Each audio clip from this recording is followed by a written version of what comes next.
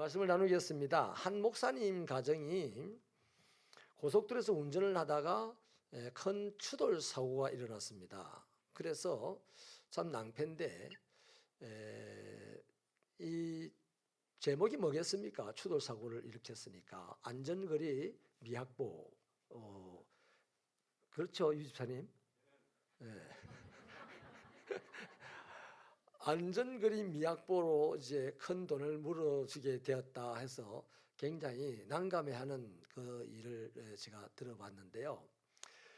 고속도로에서 차량을 운행한 어디든지 차량을 운행하는 그 순간에는 안전거리를 확보하는 것이 굉장히 중요합니다. 그런데 우리 신앙생활에 하나님과 나와의 관계는 거리가 가까울수록 추돌이 세게 일어날수록 안전합니다. 저는 우리 새벽교회 성도들이요, 하나님과의 만남에 강력한 충돌이 일어나면 좋겠어요.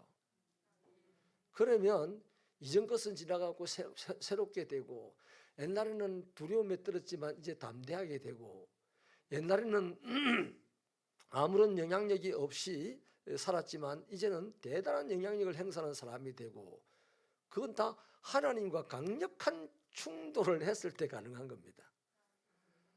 하나님과 가깝기를 바랍니다. 신앙생활은요, 안전거리를 확보하면 안 돼요. 안전거리가 아예 없어야, 충돌이 일어나야 신앙생활에는 재미가 있고 기적도 일어납니다.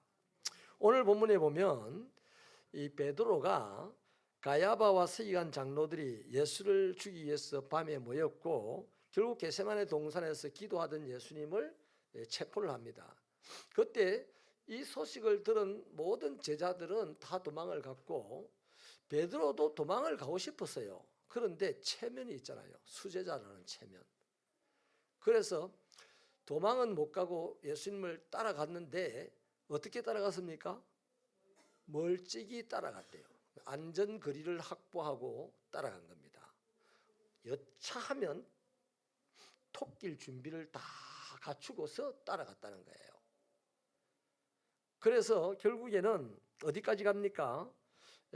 제사장의 뜰에까지 갔는데 하필이면 제사장의 뜰에 있던 한 여종이 베드로를 알아봤어요. 아, 이 사람도 저 예수의 작당이다. 그렇게 했을 때 베드로는 아니라 그래요. 그 우리가 베드로에 대해서 제일 강하게 인식하고 있는 게 뭡니까? 예수님을 3번 부인한 사람. 여러분, 예수님을 3번 부인하기 이미 돼 있어요. 좋은 나무는 떡잎부터 안다고요. 베드로는 이미 예수님이 체포당하고 베드로가 그 예수님을 따라가는 순간 벌써 이 사람은 예수님 부인할 사람이다 정해져 있어요. 왜냐? 멀찍이 따라가서 그래요. 멀찍이 따라간다. 도망갈 방편을 만들어 놓고 따라간다. 이판사판 따라가지 아니하고 그냥 적당하게 따라간다. 이거는요, 뭔가 계기가 생기면 떠날 수 있다는 겁니다. 여러분, 신앙생활 이렇게 하지 마세요. 정말 비굴해지고 비참해집니다. 신앙생활이. 어차피 한번 예수 믿는 거요, 팍 하고 믿으시기 바랍니다. 지난번에 한번 말씀을 드렸는데 일본 사람들은 교회 등록을 잘 안 한대요. 근데 교회는 매일 온대요. 그 사람은 3년째 지금 교회를 오고 있다는 겁니다. 그럼 집사입니까? 아니래. 그럼 뭡니까? 등록 교인도 아니래. 그냥 교회 오는 사람이래. 교회 와서 봉사도 열심히 하고 밥도 해먹고 잘 지내는데 등록을 안 한다는 거예요. 그러니까 담임 목사님과 그 사람 사이에는 뭐가 있다? 여차하면 헤어질 준비가 되어 있는 사이입니다. 그런데 사람이, 일본 사람들이 매너가 좋으니까 계속 교회에 와서 그냥 즐기는 거죠. 그런데 담임 목사도 우리는 교회 온 지 한 몇 주만 지나면 등록카드 딱 내밀고 신앙을 체크합니다. 등록하면 신앙이 좋고 등록 안 하면 신앙이 없다, 이런 식이죠. 저는 좀 덜합니다만은 대체로 그렇습니다. 그런데 담임 목사도 등록카드를 내미는 법이 없습니다. 그리고 일본 사람이 이제 드디어 본인이 결심을 하고 3년 만에 저는 등록을 하겠습니다, 이럽니다. 그러면 그것도 담임 목사가 체크를 한대요. 등록할 만한 조건이 되는지. 그래가지고 아주 어렵게 해서 이제 모든 12관문을 다 통과하듯이 해가지고 세례를 받고 이제 교회 재직이 된다는 거예요. 세례를 받았다, 교회 재직이 됐다, 그 정도면 자기의 재산도 다 팔아서 넣을 정도가 된답니다. 네, 일본의 신앙인은. 그래서 일본에 보면 이단 신앙인을 쫓아가는 사람들, 통일교가 잘 되는 이유가 바로 그겁니다. 아베 죽은 수상도 통일교 교도라고 하잖아요. 네. 한번 마음 먹으면 팍 간다는 거예요. 그런데 그렇게 마음 먹기까지가 오래 걸린다는 거예요. 그 뭐 일본의 고질적인 그 태생적인 문화 환경도 있답니다. 그 사무라이 책임감 때문에 빨리 결정을 안 한다는 거죠. 그런데 결정을 하고 난 이상 죽어야 된대. 책임을 지고. 우리는 아니죠. 팍팍 결정하고 결정을 막 아침 저녁으로 달리 하잖아요. 아침에는 믿는다 결정하고 저녁에는 안 믿는다 결정하고 결정을 빨리빨리 합니다. 아무튼 여러분, 베드로가 예수님을 따라갈 때 이미 도망갈 준비는 다 해놓고 체면 때문에, 수제자는 체면 때문에 예수님을 따라가는 거예요. 그 증거가 뭐냐? 나중에 부인했잖아요. 너도 그 작당이지 않으니까. 아니, 심지어는 욕을 하면서 부인을 해요. 저 인간이 뭔데 내가 이렇게 당해야 되냐고 욕하면서 떠나잖아요. 여러분, 멀찍이 따라가는 사람의 결국은 부인입니다. 신앙생활을 적당한 거리를 두고 하면요, 담임 목사는 이 말씀에 의지하여 그 사람 생명이 끝나기 전에 신앙을 떠난다, 이렇게 생각하고 있는 거예요. 물론 성령이 작업을 하시면 죽는 순간에 신앙이 돌아서기도 하겠지만, 자, 그래서요, 예수를 멀찍이 따라가면 반드시 부인한다, 이렇게 등식을 만들어 놓고 그 안에 두 개의 가정이 또 있습니다. 멀찍이 따라가면 숨을 자리를 찾고 있다는 겁니다. 예수님을 멀리 따라가면서 주님 울고 이러면서 안 따라갑니다. 아닌 척하고 따라가는 거죠. 그러면서 제일 마지막 지점에 갔을 때, 이제 신문을 받는 그 지점에 갔을 때 본인은 무리 속에 모닥불 불빛 뒤에 숨어요. 사람들은 모닥불 앞에 모이면 사람을 잘 안 보잖아요. 하면서 모닥불을 보잖아요. 그 예수님이 신문을 받는 그 장소에서 가장 따라간 것 치고는 가장 숨을 수 있는 장소가 모닥불이고 사람들 틈바구니입니다.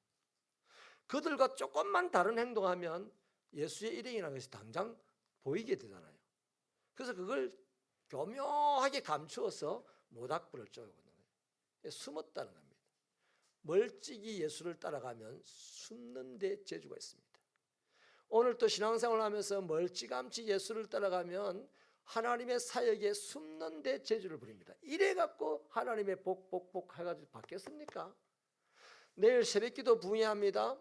이 새벽기도 붕해 가깝게 다가와서 적극적으로 참여하시기 바랍니다. 멀찍이 따라가면 해도 숨어요. 아이고야, 새벽기도 붕해한단다. 아프면 좋겠다. 내가 옛날에 그랬어요. 제가 옛날에 교회 뭐 행사하면 서리집 살 때요. 좀 아프면 안 갈 텐데 그랬거든요. 그게 멀찍이 따라가는 사람의 본심 안에 있는 모양입니다. 숨는다. 새벽교 성도 여러분의 신앙이 숨지 않는 신앙 되기를 축원합니다. 자기 신앙이 드러나게 되기를 축원합니다. 그래서 여러분, 자신의 신분을 감추고 아무 관계도 없는 사람인 것처럼 그렇게 딱 따라가는 이 베드로, 당연히 부인을 하죠. 나중에 결정적인 순간에. 또 한 가지 더 있습니다. 그 다음 단계가 멀찍이 따라가면요, 관찰을 합니다. 저는요, 제가 사역하면서 누가 저를 관찰하는 걸 굉장히 불쾌하게 생각해요. 믿어주지는 못할 망정. 여러분, 관찰이라는 것은 굉장히 무서운 함정이 있어요. 관찰하면요, 좋은 건 절대 안 보입니다. 좋은 것은 빛과 같아서 확 드러나잖아요. 그런데 확 드러나지 않는 것은 무엇에 의해서 보인다? 관찰하면. 여러분 제 설교를 관찰하면서 들으면요, 토시가 어디가 틀렸고 저디가 틀렸고 한 20개는 찾을 거야. 틀리고 맞고 그게 중요한 게 아니에요. 하나님의 영적 감동이 본인에게 오느냐가 중요한 겁니다. 오늘 베드로를 보십시오. 멀찍이 따라가 가지고 주님이 어떻게 될까 이렇게 구경하고 있는, 관찰하고 있는 거예요. 구경꾼이죠. 여러분, 예수님을 멀찌감치 거리를 두고 따라가면 오늘 우리도 교회 사역을 하면서 관찰자가 됩니다. 관찰자는 그 사역이 잘 되기를 바라는 마음이 절대로 없습니다. 딱 하나, 내가 똑똑하다는 것이 드러나기를 바라는 마음이 있고, 이 일이 별로 잘 되는데 관심이 없는데 마음이 있어요. 그래서 예수님은 우리를 관찰하지 않습니다. 있는 그대로 봐주십니다. 아멘이십니까? 그래서 베드로가요, 예수님을 따라가서 결국에는 구경꾼이 되었고, 보세요. 그 58절에 그 결국을 보려고 이렇게 하잖아요. 그 결국 어떻게 되는지 보자. 아니, 자기의 스승이 지금 잡혀가고 있는데 우리 스승이 어떻게 되는지 보자. 그 봐서 뭐 할 거예요? 정말로 잡아가지 말라고, 내를 대신 잡아가라고 뭐 이렇게는 못할 망정. 그러니까 전부를 알고 있는 예수님의 입장에서는 참담하였을 겁니다. 오늘 우리도 마찬가지예요. 저와 여러분의 전부를 알고 폐부와 심장까지 알고 계신 예수님이니까 있는 그대로 신앙생활 하시기 바랍니다. 예수님의 일을 관찰하지 마시기 바랍니다. 우리나라를 제일 관찰하는 사람이 누군지 아세요? 간첩입니다. 간첩. 아무도 모르게 숨어서 다 이렇게 보잖아요. 예수님과 거리를 좁혀나가는 저와 여러분의 남은 신앙생활 되기를 소원합니다. 자, 어떻게 하면 거리를 좁힐 수 있겠습니까? 주님이 정해주신 그 일들을 열심히 하면 거리가 자연히 좁아져요. 이를테면 예배입니다. 예배를 드리면서 하나님과의 거리를 좁힐 수가 있습니다. 말세가 가까울수록 사람들이 모이기를 피하는 습관과 같이 하는 사람이 많대. 지금 말세인 증거가 우리도 자꾸 모이는 것을 힘들어합니다. 그런데 그날이 가까울수록 더욱 모이기를 힘쓰라, 성경은 그렇게 얘기하고 있어요. 그러니까 내가 하나님의 나라의 일에 예배에 모이기 좀 부담스럽고 힘이 들어요. 아파도 힘이 들고 마음이 상해도 힘이 들고 바빠도 힘이 들겠죠. 근데 그럴수록 뭐라 하면 성경은 알았다, 좀 쉬어라 하잖아요. 그럴수록 더 모이기를 힘쓰라고 한 번 더 촉구합니다. 자기 자신을 촉구하시기를 바랍니다. 아, 몸이 왜 이렇게 찌뿌둥해? 좀 쉬면 나으려나? 아, 마음이 너무 상했어. 좀 당분간 좀 쉬면은 마음이 좀 풀어질려나? 안 풀어지고 안 나아집니다. 그냥 주님과 거리를 탁 좁혀서 충돌을 강하게 하면 죽으면 죽으리라 하고 주님을 섬기게 되는 거예요. 그때 주님은 사는 역사를 허락하시는 걸로 믿으시면 아멘입니다. 히브리서서 그 10장 25절에 분명히 쓰고 있어요. 모이기를 힘쓰라고요. 여러분, 예배에 참여하여서 하나님과 거리를 좁힐 수 있는데 예배에 참여하기를 힘쓰기를 바랍니다. 참여할 수 없도록 하는 조건과 상황들은 말세를 갈수록 더 많이 생깁니다. 그럴수록 우리는 더 참여하려고. 나 한 사람이 참여하는 것도 좋지만 내 옆 사람도 참여하자고. 그래서 오라 우리가 여호와의 산에 올르자 하는 소리를 하면서 좌우의 사람들을 막 쳐다보고 이럴 때 우리 안에서 영적 산소가 발생을 하고 결국 우리의 그 활동을 통해서 우리 주변 지역은 더 풍성한 하나님의 은혜가 임하게 될 줄로 믿습니다. 두 번째는요, 착한 행실로 하나님과의 관계를 거리를 좁혀야 됩니다. 하나님은 착합니까? 악합니까? 네? 진짜 몰라서 대답 안 하죠. 뭐 가짜는 질문에서 대답 안 합니까? 하나님은 착합니다. 네. 마귀는 악합니까? 착합니까? 마귀는 악합니다. 내가 악한 행실을 하면 마귀와 가까워지는 사람이고 내가 착한 행실을 하면 하나님과 가까워지는 사람이에요. 야고보서 5장 8절에서 나를 가까이 하면 나도 너를 가까이 하겠고 했습니다. 그런데 우리는 점점점 세상에 악한 물이 들어가면서 하나님은 나와 함께 하신다는 것은 충분히 믿는데 내가 하나님과 가까워지려고 하는 노력은 거의 포기 상태에 이르렀습니다.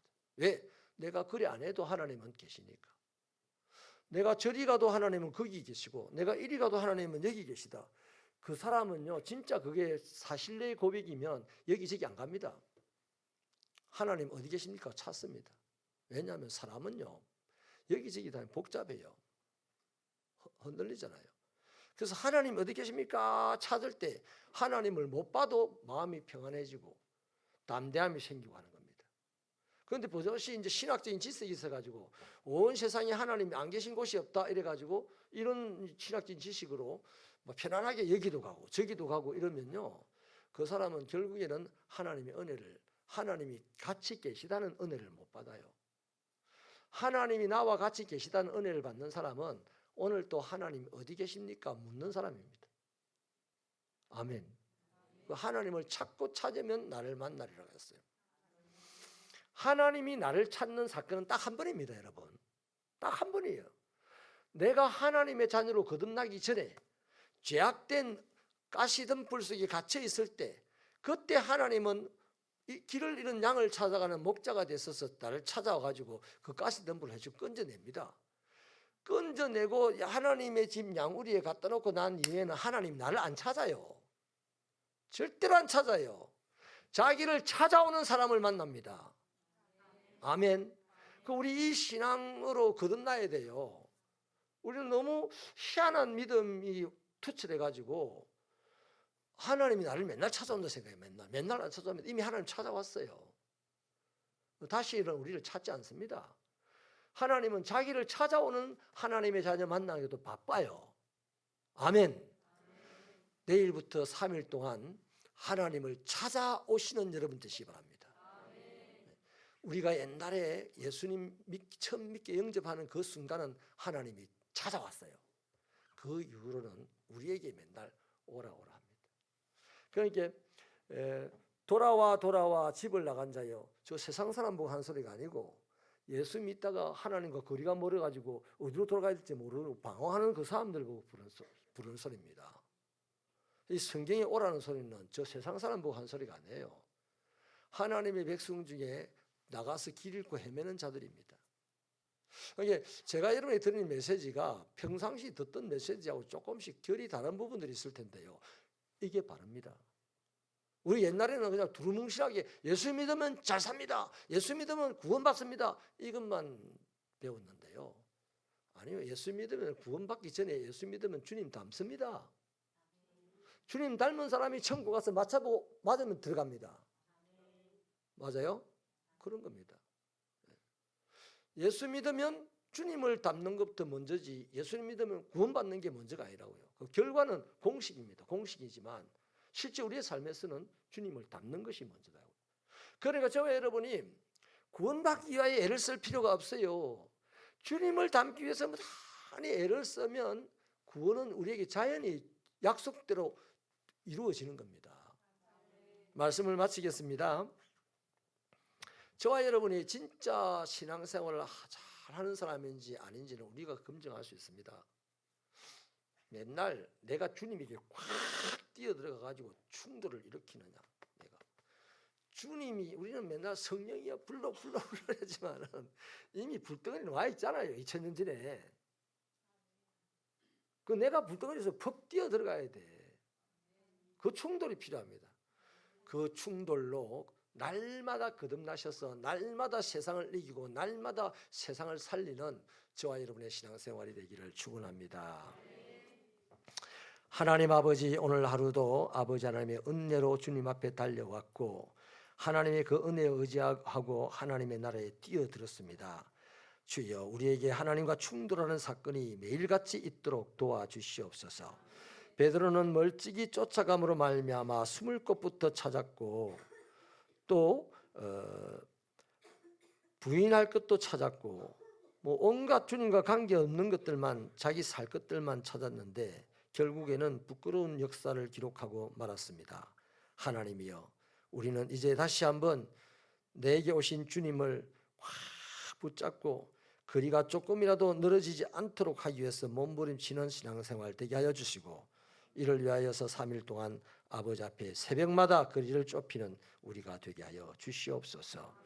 하늘 문이 열렸사오니 그 하늘에 우리의 신앙의 씨를 꼭꼭 심어서 올 한 해 내내 그 열매를 보게 하여 주옵소서. 예수님 이름으로 기도하옵나이다. 아멘.